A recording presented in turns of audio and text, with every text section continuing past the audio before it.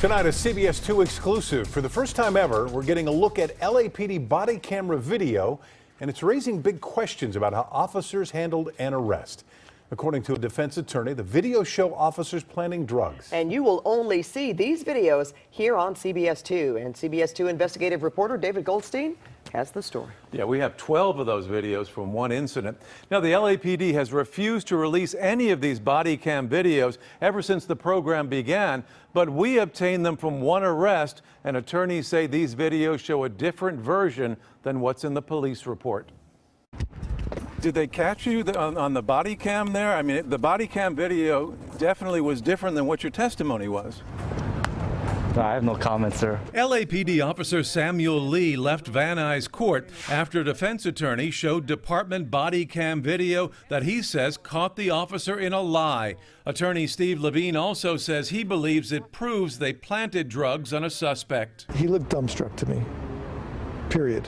He had really no answers. We've obtained 12 body cam videos worn by individual officers on the scene of a hit-and-run incident in April. This is the first time we've seen video from the cameras in a real police investigation. LAPD has refused to release any of the videos since the program began 2 years ago. 52-year-old Ronald Shields was arrested for felony hit-and-run, possession of cocaine, and having a gun in his trunk. Officer Lee is seen here searching the suspect. He testified in court, the same as what the police report shows, that the cocaine was found in Shields' front left pocket. But the video shows an entirely different story that brings up even more questions. Watch this angle from the beginning. LAPD officer Gaxiola picks up Shields' wallet from the street, shows it to Officer Lee, who points to the suspect as if to say it's his.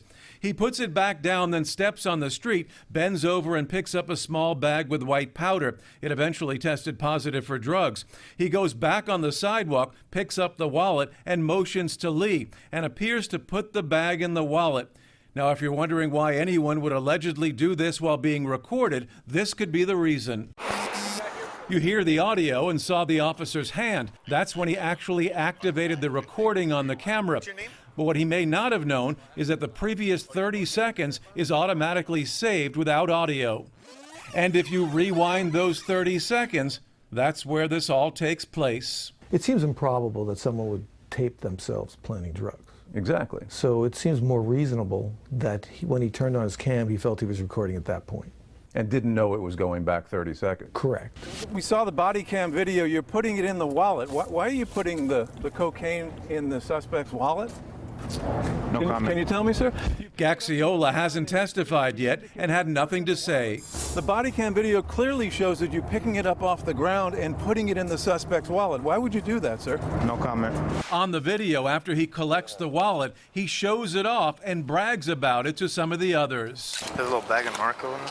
Where? You see it? Not just once. Just so you know, sir, inside this thing, there's a little bag of narco. Not just twice. Just to let you know, sir, inside his wallet, he has a little bag of narco, yeah. But 3 times. And remember, the police report said it was found in his pocket. So how did the drugs get on the ground? Officer Lee says it fell out of Shields' pocket. Levine has another theory. There's a little white square here in his hand. He believes and showed this video in court, claiming it shows Officer Gaxiola planted the drugs. It's right there. There's that little white square right above the ear of the searching officer.